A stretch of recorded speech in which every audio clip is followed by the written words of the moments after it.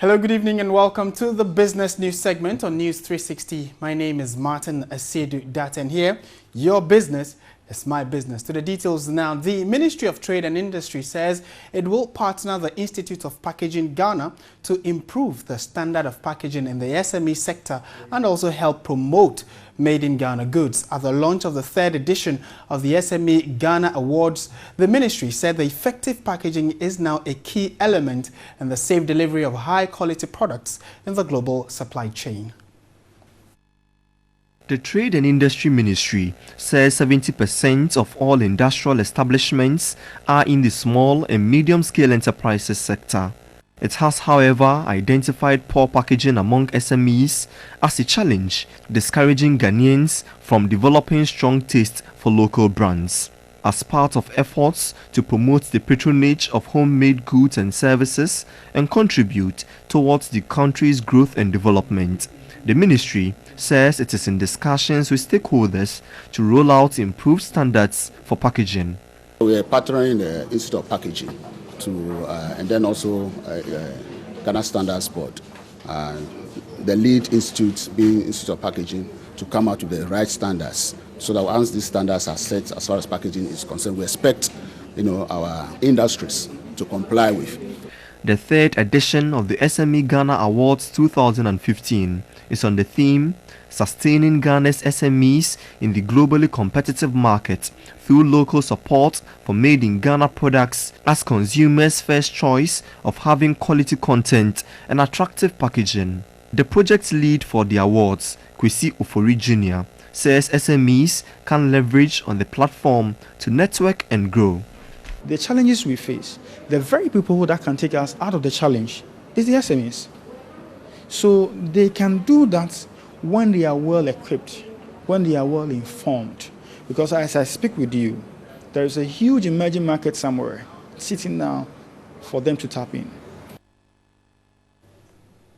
Let's go to the telecoms industry now, and MTN subscribers can now walk into any of its customer service centers and swap their SIM for the 4G SIM at no cost and enjoy high-speed data services on their devices. The communication company says it is determined to provide a bold new digital world for its customers. MTN in December last year won a $68 million bid to roll out a 4G service in Ghana.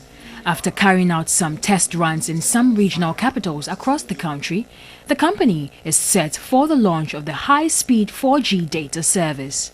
At the 17th MTN Business World Executive Breakfast Meeting, Key Account Manager, Enterprise Business at MTN Godwin Ajima, said the 4G data service would provide customers with robust connectivity and speed. 4G is super fast. It's a wonderful and awesome experience to be on 4G, and very soon we'll be launching. We are doing that for both prepaid and postpaid users to swap to, but you need to have a 4G compatible device. It's very important. He noted the MTN Asset Tracker service is a must-have for all organizations. Some of the solutions that I mentioned were dedicated internet, asset tracking, the corporate mobile solutions. It's important that every person, whether individual or companies, track their assets. You need to secure your assets. You can't invest so much in an asset and those assets are not secure. An international speaker, Robin Banks, challenged participants to endeavor to be different in all they do. A lot of the work that I'm doing is about empowering people to believe in themselves by taking control of the thoughts that you think every single day. Every morning you wake up with unlimited power, the power to think whatever thoughts you want. Nobody tells you what to think. So your job is to learn how to control and direct your thinking from the moment you wake up every single morning.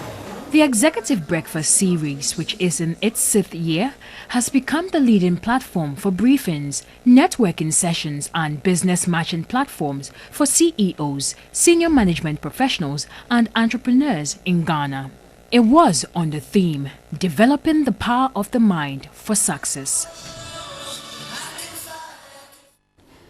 Now let's turn our attention to the banking subsector, and shareholders of Ecobank Ghana will receive a dividend of 84 pesos per share for the bank's 2015 operations, representing an increase of 5 pesos per the amount declared for 2014.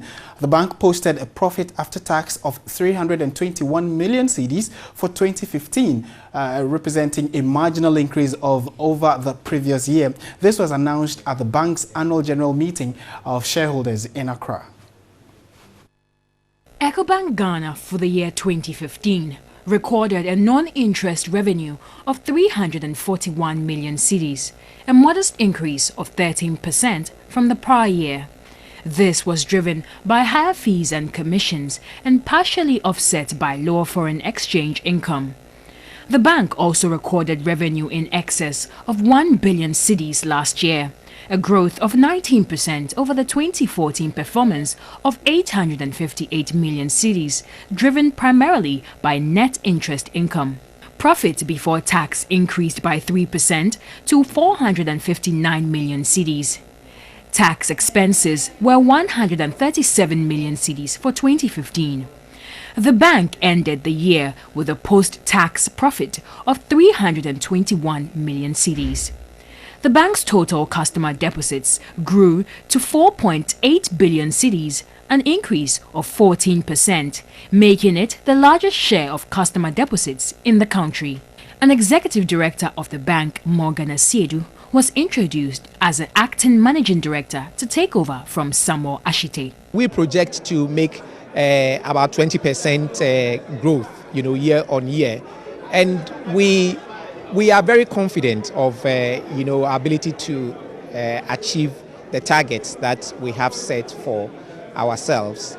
I believe that all the things that we have outlined, including the steps that we have put in place to, as I indicated, deal with the issue of the impairment, because that's the only thing which held our numbers back. The bank's capital ratio was impressive, with a return on equity of 38% and a return on asset of 5.2%. Now to the commodities on the local market, and commodity prices on the local food market have generally stabilized in the past week. Though wholesale prices shot up marginally, retail figures in some key markets such as Kumasi, Techiman and Accra remained stable. Here is the list of some selected foodstuffs beginning from the wholesale prices.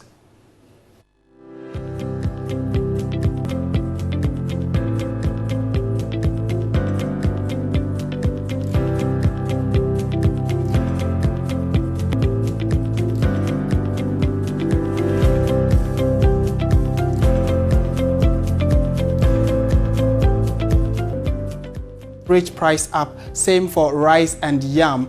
As we mentioned, it was relatively stable, but for millet, the price change was relatively the same. There were no changes there. And also when it comes to issues regarding cassava for the same markets, you can tell that there was a marginal dip in tamale, which went down to 0.90%. For rice, there was a slight change between the market price of what happened in Accra and Kumasi, and then also Techiman. Yam prices also fell marginally by 2.0%, and millet was stable across all markets. The four major markets we pay attention to are Accra, Kumasi, Techiman and Tamale.